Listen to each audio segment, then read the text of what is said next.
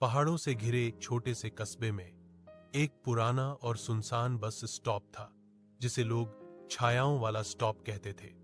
कहा जाता था कि रात के समय वहां एक काली बस आती है, जिसे कोई सामान्य व्यक्ति नहीं देख सकता। जो भी उस बस में सवार होता, वह फिर कभी वापस नहीं आता।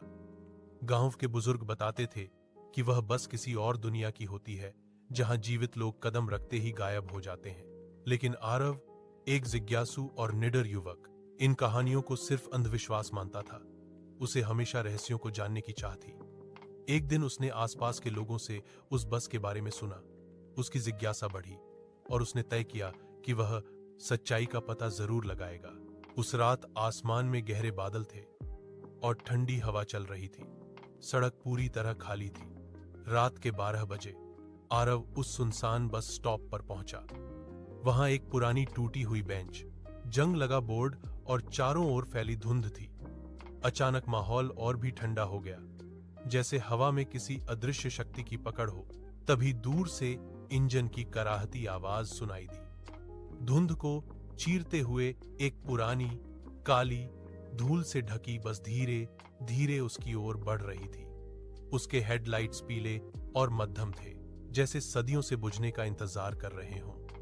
बस के रुकते ही उसके दरवाजे अपने आप चूं चूं की आवाज के साथ खुल गए। बस के अंदर गहरा अंधेरा था, लेकिन अंधेरे में एक आकृति दिखाई दी, एक कंडक्टर, जिसका चेहरा धुंध जैसा धुंधला था, आंखें खोखली और आवाज सर्द हवा जैसी। उसने पूछा, टिकट एक तरफा चाहिए या वापसी भी? उसकी आवाज ऐसी थी कि किसी की भी रीढ़ में सिहरन दौड़ जाए। आरव ने कांपते हुए कहा, यह बस कहां जाती है? कंडक्टर ने मुस्कुराकर जवाब दिया, जहां से कोई लौटकर नहीं आता।